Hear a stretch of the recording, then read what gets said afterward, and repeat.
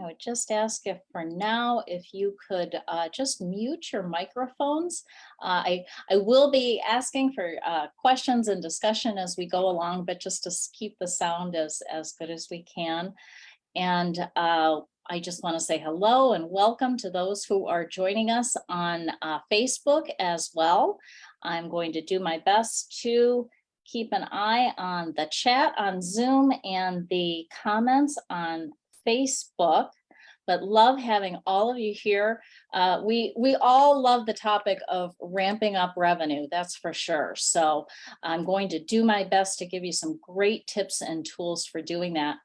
While we wait for a few more people to come on the live, I just wanted to share a little bit about me for anyone who may be watching this or seeing the recording later. My name is Connie Whitesell. I am the founder of Scattered to Streamline Business Coaching. I've been a coach now for about 11 years. I'm a PCC, a professional certified coach, and the coaches here know that takes close to thousands of hours of training and coaching to obtain that.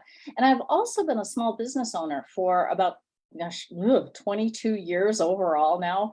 Before coming to Buffalo, I had an HR consulting business back in Chicago.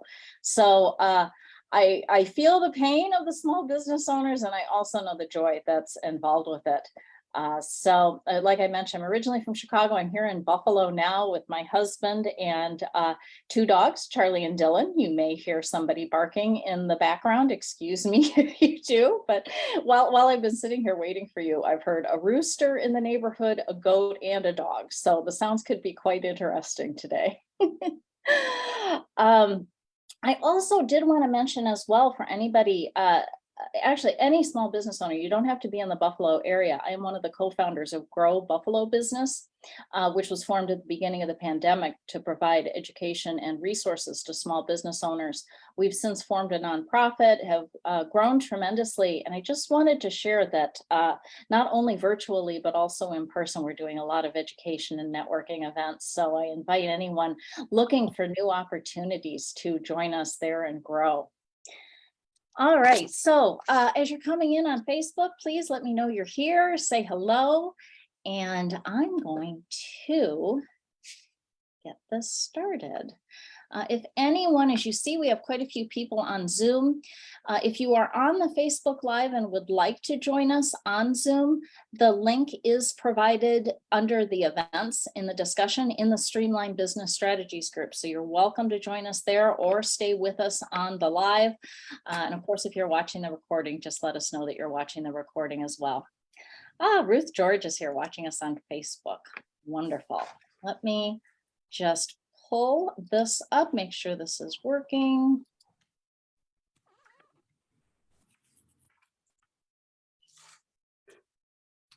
All right, can you all see the presentation? Because I am not seeing it. Yes. Let me just try one other thing here.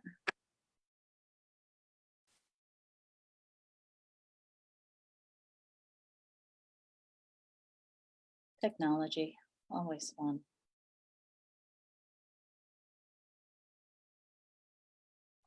Let me try. We were able to see it a minute ago, even though you weren't.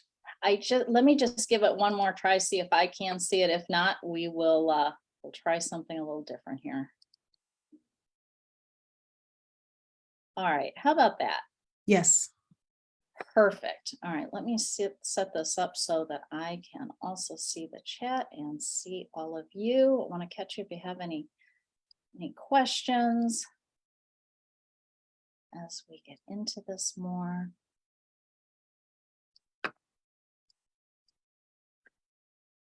All right, as I mentioned, if you're coming on Facebook Live, please share that you're here. Let us know what you do. And we've got a great group here on Zoom. If you are seeing the screen about Revenue Ramp Up Masterclass, you are in the right place.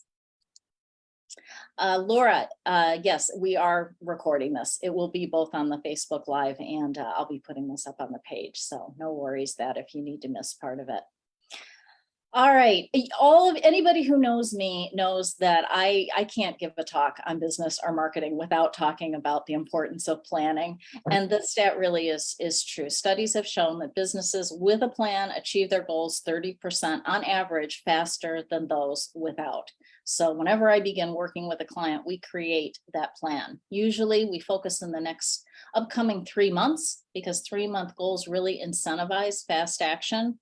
And just wanted to share with you, if you create 4 quarterly plans throughout the year rather than one plan for the entire year, it's amazing. You will achieve far beyond what your 1 year or one plan goal is.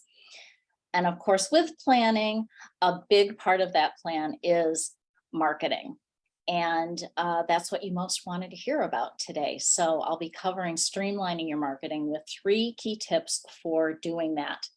Now, I primarily work with service-based businesses, and from what I'm seeing here so far, it's mainly service-based businesses who are here. However, if you're coming in, watching the live, and you do have a product-based business, I still think you'll get quite a bit out of this. So I want to jump into providing 3 proven tips to skyrocket your marketing, right? We're getting toward the end of the year. I want to have a fantastic 2022.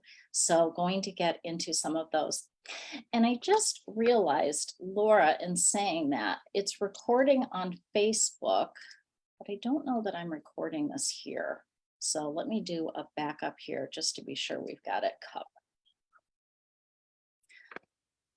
All right, so our first topic to cover the first tip is doing the research. Far too often, I see people jumping into their marketing without really knowing their ideal client very well. And now I'm not talking about that avatar. I'm not talking about the demographics, the psychographics, the descriptive ways of identifying your ideal client. Of course, you want to go through that process.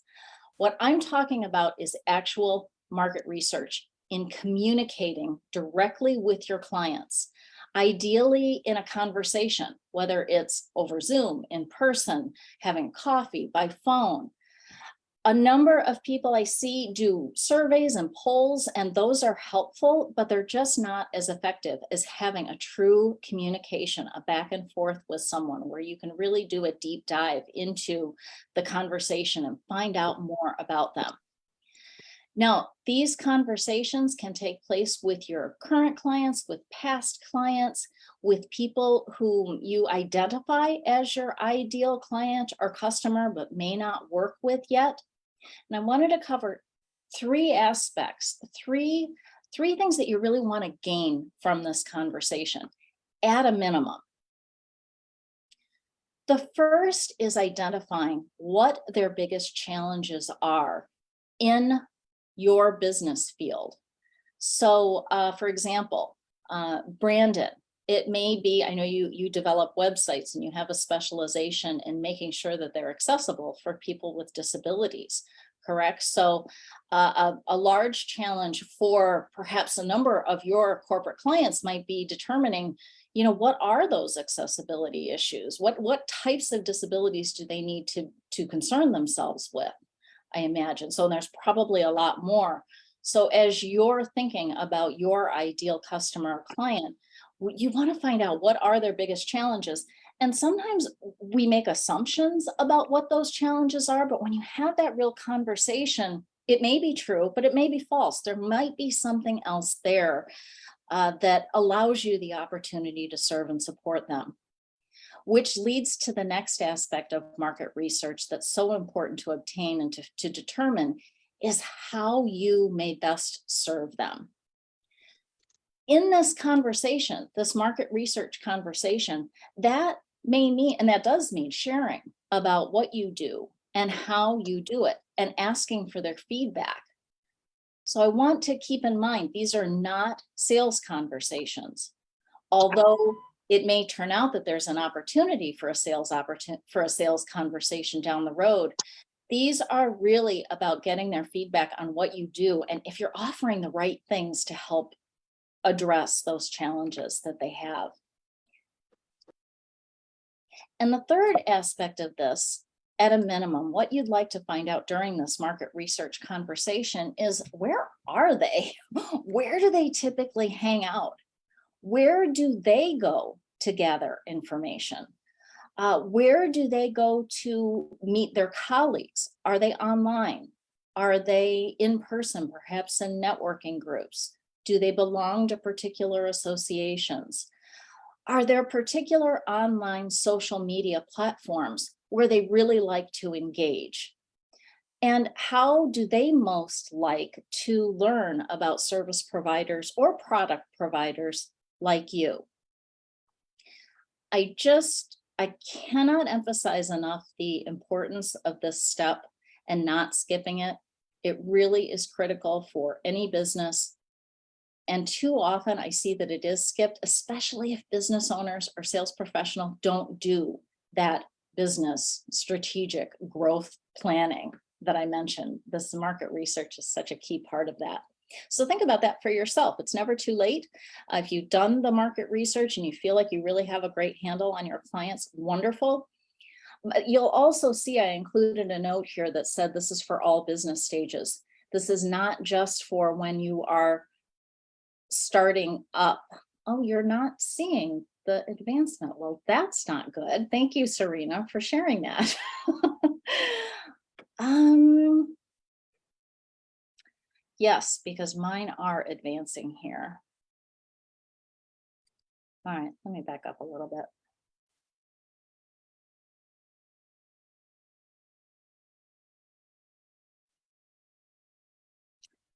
How about there?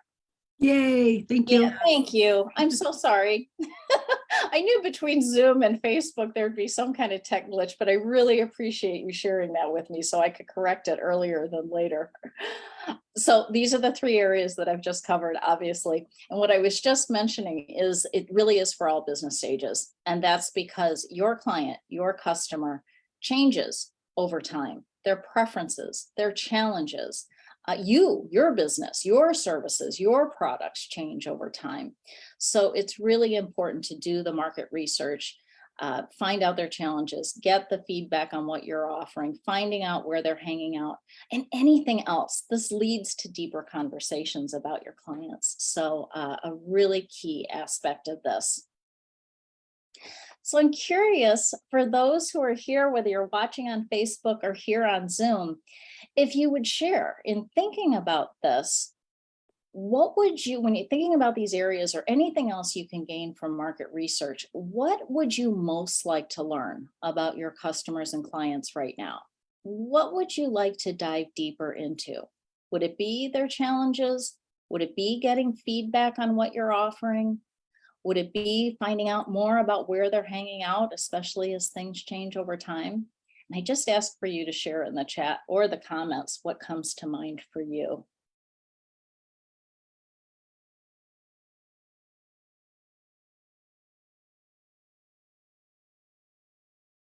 Joanne, their challenges.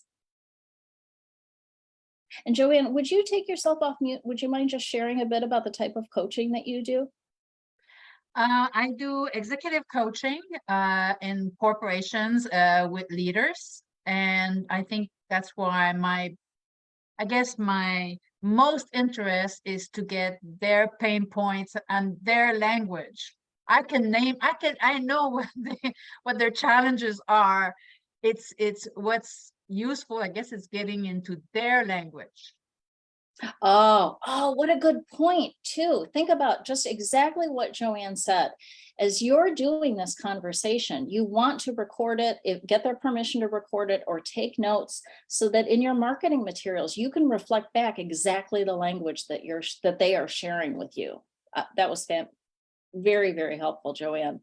And then I'm seeing here feedback on offerings, where they're hanging out, feedback. Mhm. This is great, guys. And people want to share their opinions. They're happy to tell you what they think about what you're offering. And honestly, I can't tell you the number of times where I've had these market research conversations and asked for feedback. And I had people say, listen, when you're ready to launch this, I'm ready to sign on. So it's another way. You don't want to have it in the same conversation, but there are opportunities there. Jennifer, where to find, because you haven't researched this near. And Jennifer, I see you being in new platforms, which is so cool, right? So you want to find out exactly where they are, so you're making sure you're on the right ones, and I'm sure you're getting feedback to determine that. Karen, challenges, so you could better address them, where they're hanging out. Yeah, these are all really good points. Ruth on Facebook, how to be seen as helping with challenges with different clients. There's just so much great data here. And a word of caution too, I just want to share, there are people out there who are insisting that people need to be in certain places on certain marketing platforms. Don't just take that without doing some of your own research and making sure that it really is where your clients do hang out. So, all right, so let's continue to the second tip, and this is about sharing. And this may seem like a complete no-brainer to some of you, but I cannot tell you the number of people out there, business owners, who are hesitant to share about the work they do, or they're afraid that they'll overshare about what they do and it'll be too much. Believe me when I say that when you think you are sharing too much, people have only just started to notice you. I'm sure many of you have heard these stats that are out there. Heather, that's you, about getting out there and sharing what you do. Oh, Joanne's raising her hand. Yeah. But it is, and I'm sure you've heard different statistics that people have put out there, that it takes anywhere, I've read anywhere from 7 to 15 touches, contacts for someone to take in the message that you're sending. I don't know which of those stats are actually correct, but the point is that you really have to put yourself out there a lot for people to start to notice you. Another thing that I find is people sometimes worrying about what people will think if they put themselves out there, or if they put themselves out there too much, worrying that perhaps they'll appear maybe too salesy, or that other experts in their same field may critique them or tell them that they're wrong. And I just want to share what I see on a regular basis is that really these are, and I think you all know this, these are mindset issues to be overcome. And the best way that I have found to overcome them is to jump right in, jump out of your comfort zone and really just do it. Usually the responses of others surprise people when they start doing that, and they surprise them in the positivity of what comes through. We always hear and we see haters out there, but rarely do we see them when people are, especially just starting out, sharing a lot of information and content. But it's the love that always comes first. And there's some kind of quote out there that says, when the haters find you, you're really successful, because the word is really there. But it definitely will be more the love. And Jennifer, I'd like to ask you, because I see you being a lot more present on social media lately. Have you found that to be the case? I have, and I agree that it is a mindset, and to get over it, it's just do it. Just do it. Absolutely.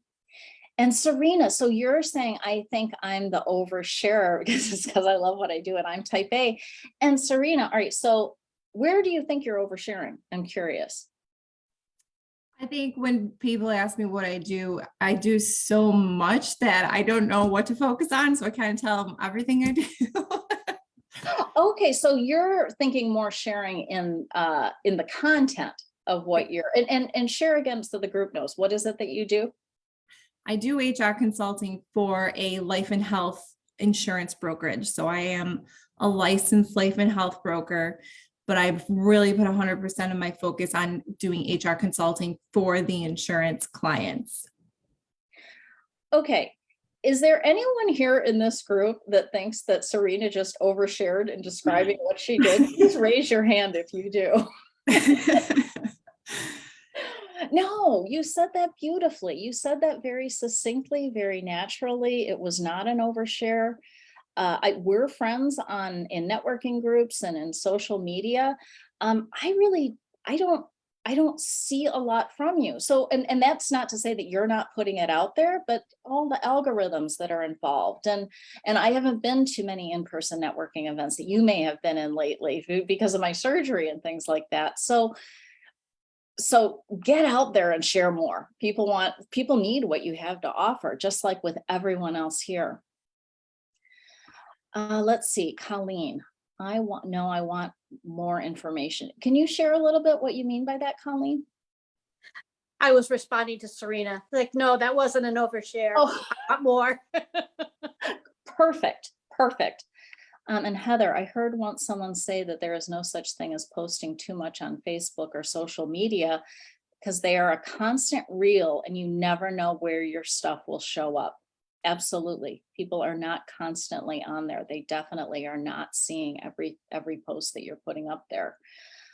You want to make sure that the message is effective. It's going to be effective if you've done your market research and then be in the right place. So these are great comments and I think really helpful for other people who are here as well. So let's see, where was I here? So I just wanted to share some examples of different ways of sharing about what you do. Of course, there are endless ways, but some of the main ones that I see most often and what work most effectively with my clients, especially service providers, people in consulting businesses, people who do business services or consumer services, direct outreach.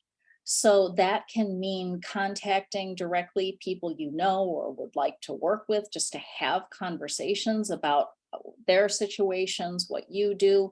It could involve networking, whether in groups, online, in person.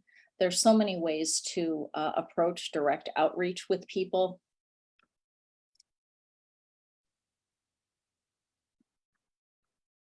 Another way is, of course, online. So that could be anything from your social media posting that we just talked about, or it could be posting on your website, your newsletters, email communication, whatever that is, but getting that word out there in an online way is another very effective way. And also teaching. This is a way that I think a lot of people perhaps forget about, but is a great way to get the word out and to gain credibility for what you do. Could be on your platform, it could be on someone else's platform, it could be online, could be in person. I'm doing a talk for the American Business Women's Association in a couple of weeks. So what about thinking about for your business? Karen, I know you just gave a great talk for the UB alumni. You know, what opportunities, and sometimes it just takes a phone call or an email to ask people if they're looking for someone to talk on a particular topic, and they welcome that opportunity. So keep that in mind as well. And again, if you've done your market research, you're going to know where to be to share your information. And you're also going to learn over time and have data to refer back to as your time in business increases. You can see where most of your business comes from and really just spend more focused time there, which leads to another topic that you all know I can't do a presentation on without discussing because it's so important in so many aspects of business. I see Jennifer laughing over there. I know you've heard this one before. The Pareto principle, right?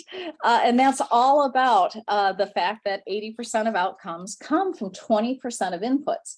So when that comes to marketing, that means that 80% of your business typically comes from 20% of your marketing activities.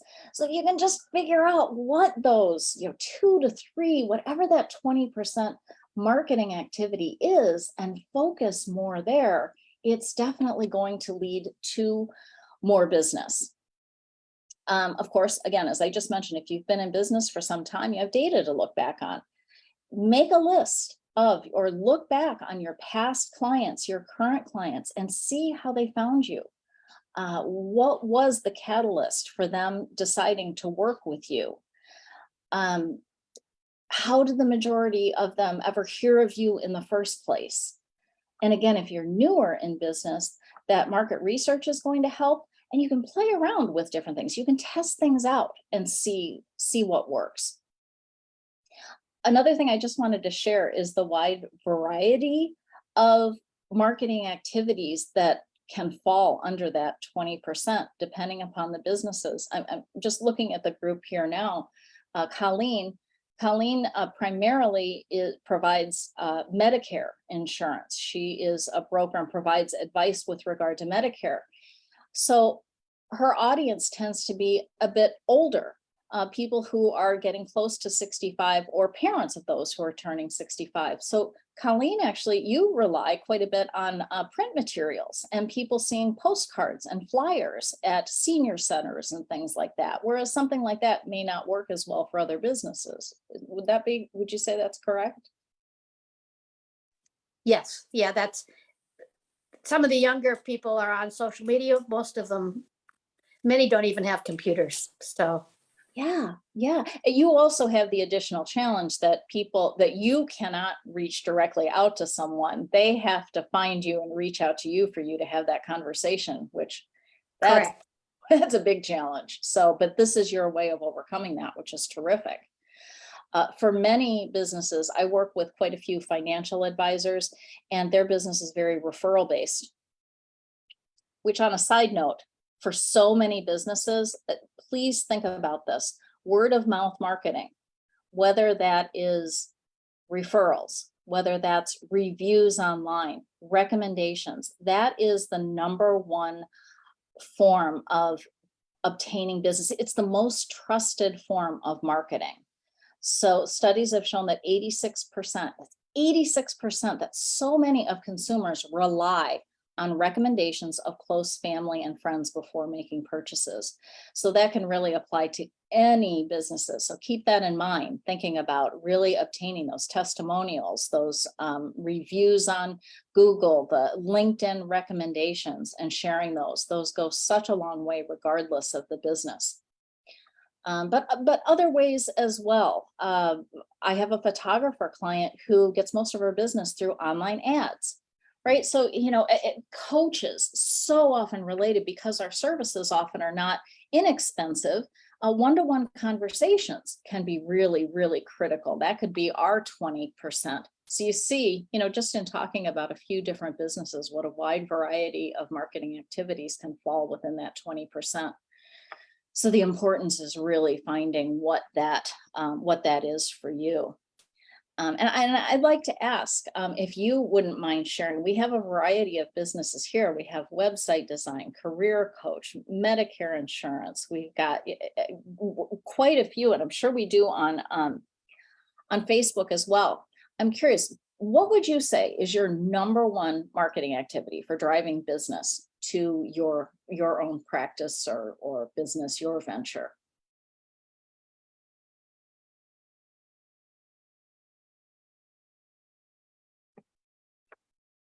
Online. Oh, Julie. Yeah, absolutely. So Julie, you provide, and you are a product provider, right? You've got 31 with those beautiful bags. Oh, I just love those. Jennifer, word of mouth. Anthony, yes, I see you on LinkedIn. Your LinkedIn posts are so effective. Conversations, networking, vendor shows. Oh, Heather, with your beautiful shirts, t-shirts, sweatshirts, absolutely. Hope you're going to be at the Grow vendor event in November. Brandon, still working on, absolutely. Karen, I know, very referral based, informational posts. Colleen, oh, you're so good at getting out there for those events and sharing. Now, so just look. Ruth, posting online, you're guessing. So, right, we have a few people who are figuring it out, and the more you test it, the more data you have. But look at this, we have, I don't know, maybe 10, 12 people in here sharing, and it's all different.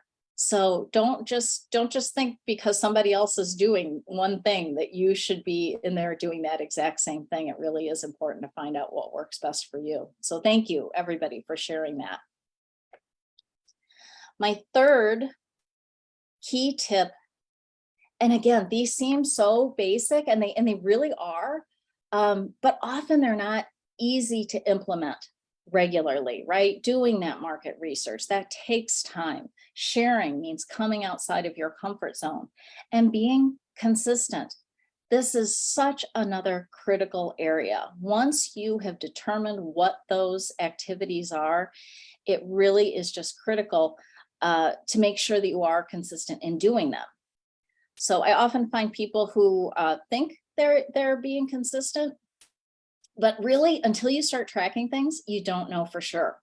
So that's also tracking so important as well for ensuring that you continue to be consistent in your activities. Many of you know, you've been to some of my group events, or we've worked together one-to-one. For a large number of my clients, we create a shared tracker on Google Sheets. And what we do is we figure out what are those activities that are most important, set goals, weekly goals to hit for, say, number of posts, number of one-to-one conversations, number of networking events to attend, whatever it is, Colleen, events to be at, to talk about your work, whatever that is. And then every week checking in. What's so interesting is you develop that habit, right? Week by week, developing that consistency. Usually, if businesses track their income as well, looking at that on a weekly basis, you'll see the trends. You'll start seeing the more frequent, the more consistent you are with your marketing activities, the more regular is the revenue, the income that comes in. And if there is a lag in income or revenue, typically that's, and I'm saying income because I do work with a lot of sales professionals who count it that way, but looking back, they'll typically see a lag in the marketing activities. So something to be really aware of, and just emphasizes the importance of being consistent. From another aspect, if a business sees their revenue going down and they have kept their marketing activities up, that might be time to look at the marketing activities and see if they need a little adjustment, a little tweaking, because something's not quite working anymore. That's another great time to go back to the market research and see what's happening, see what's changed, either perhaps on your end or on your potential client or customer side of things. So to catch some of these up a little bit. Again, I was just mentioning the importance of tracking both your current activities to see if what you think you're doing, you actually are doing. Tracking your future activities going forward, setting those weekly goals and monthly goals, and tracking day by day whether you do them or not. This is something that, as I mentioned, I use Google Sheets. You can use Excel. There are apps on the phone. I just started playing with an app for my personal habits called Habit Tracker. You could set that up for business as well. My main point is just take the extra time to do the tracking and develop that habit. And you'll start seeing as well the consistent income that'll go along with that. So going back, those were the three areas that I find most important and that come up most frequently in working with my coaching clients. It's the need for doing the market research, sharing the work, and being consistent in doing that. Those three together equal ramping up your revenue, which is the topic of this today, right? Get these three keys together, and it doesn't have to take very long. It doesn't, for a number of people, take, especially if you get on those conversations for the market research, and you'll start seeing the results very frequently or pretty quickly.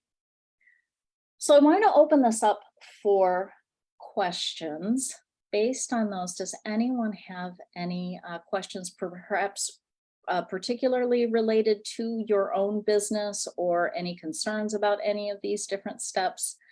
Just go ahead and raise your hand, or if you're on the Zoom, or just go ahead and put them in the comments or the chat.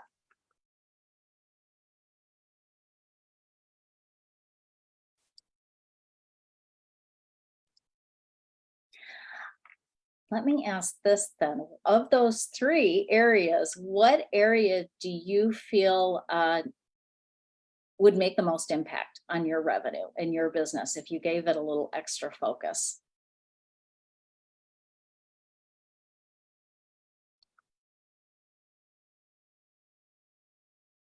Brandon, market research. Jennifer, getting back to tracking. And you're not alone with the summertime, right? We're all thrown out of our normal routines. That's one thing I love about September. And a few people had responded to that post I had in the group about what was great about September, getting back into routines. Karen, consistency. Do you mind unmuting yourself and sharing a little bit about that for you? Sure. I think actually I have to give kudos to you because you're putting me on track. And so my activity tracker has given me sort of this competition against myself that I need to make sure that I'm doing things and even beating the numbers that I need to have on a weekly basis. So it's more of an individual thing, I think. But for me, it's keeping me on task. And so every Tuesday and Thursday, I come to my computer, I know what I have to do, and I go and do it, and I check off all my boxes, and it makes me feel like I've accomplished something. Thank you for sharing that. And since you brought this up, another thing I'd like to mention, which I think is so funny and is so cool about what you do. So you set your weekly goals, but you always want to exceed them. So you won't let me increase them because you keep wanting to do more. And now Karen has hit some amazing numbers on her marketing activities, but we're keeping them low, even though they could be higher, and you'd still keep exceeding. It makes me feel better. Yeah, it really is. It's so interesting to watch. I just love the progression over time. I love looking at them week by week and seeing the effect and the impact of the activities, and also seeing which activities lead to the business. I think it's helping you determine what are those, those 20% activities. Colleen, you've begun tracking. You need to be better at sharing, networking. Yeah, isn't it interesting? I'm just looking at these responses, right? They're really different across the board. We're all different. We all need different ways of improving what we're doing. So I hope this has given you some food for thought. Just something that I'd like to share before wrapping all of this up in a big red bow is I wanted to share about, so we asked that about an opportunity to work with me directly to help ramp up revenue. I know some of you are already set up for this. Some of you have attended these programs in the past. Every quarter I offer profitability planning intensives where we spend a half day working on a very specific action plan. We do a full assessment of your business and develop a plan so you know on what you need to be working month by month throughout the next quarter, week by week, even day by day, to have a successful quarter. And I particularly love the Q4 ones because people are really focused on ending the year on a strong note. And the beauty of the small groups as well is people in all different businesses still being able, even though they're not in the same industry or businesses, being able to help each other. So I did want to share that I have another one of these coming up. The first one that was announced September 27th filled up right away. So I just opened up another one for October 5th from 10 a.m. to 1:30 Eastern. You can see the investment there is $299. The early bird rate until 9/21 is $249, though I do suggest if you do plan on doing this to sign up sooner rather than later because the seats are filling up. But it's a really great opportunity. We'll talk some more and I'll share some samples of trackers there if anyone does need to focus more in that area. All right, so let's just wrap things up here. Again, the 3 key areas: market research, sharing what you do, and being consistent in what you do. So I just like to ask people who are here, just to yourself, you don't need to share in the chat, but just think about what is that next step? What can you do? We're in early September now. What kind of goal could you set for yourself so that by the end of September, you will have felt like you've made real progress in your marketing? It could be in one of these 3 areas, or it could be that some other aspect of marketing or promoting your business has come to mind during this talk. So just like you to think about that for yourself, and not just think about it, write it down, do it. That's the most important thing, is taking action.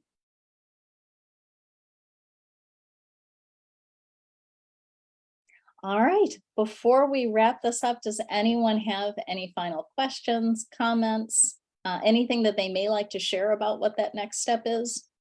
You can just go ahead and take yourself off mute if you're on the Zoom.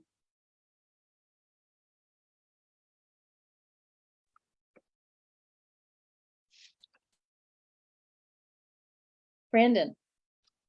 Yeah, I got some folks in mind I can do some market research with, and then I have started trying to share some more of my work, so it kind of gives me incentive to go and post that. So I'll be looking for likes from everybody on here that I already know. So And you mentioned, Brandon, I know you are a member of BNI. BNI is a great resource for having those market research conversations, right? We try to do those one-to-ones on a regular basis. And I found those, also being a member of BNI, to be very helpful in getting feedback on what I was offering. So I would just recommend, and I know you do, you're so good about attending the regional events and even nationally talking to people outside of your own group. So good luck with that. And then Jennifer, did you raise your hand? No, I thought I saw another hand come up.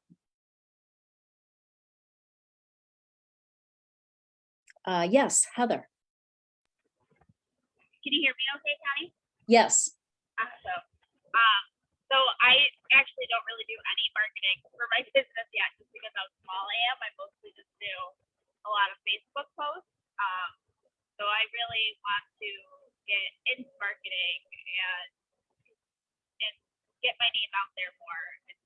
Because right now, really the only marketing I do is, like I said, Facebook, and also vendor shows and just passing out business cards like crazy. Well, in your business, are you doing that part-time or full-time now? Still part-time, but I actually am currently working overnight.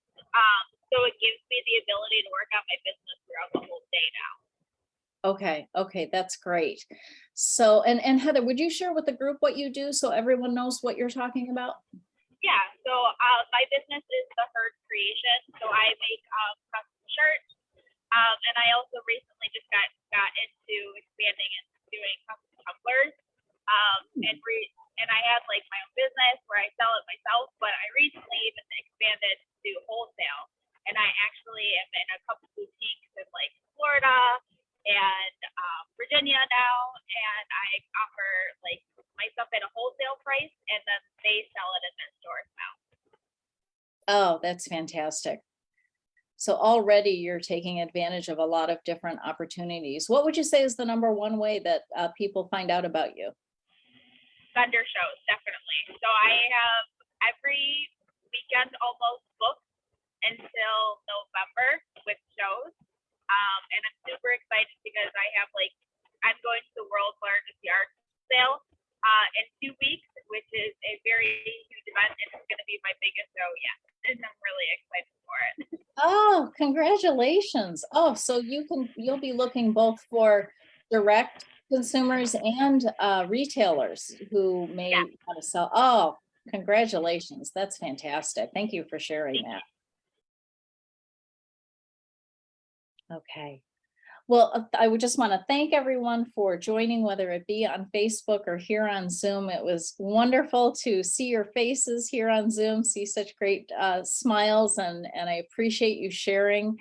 And for those on Facebook as well, I hope you've enjoyed and have taken something away. And to all of you, focus on that next step and send me a message. Let me know how things go. I'd love to hear.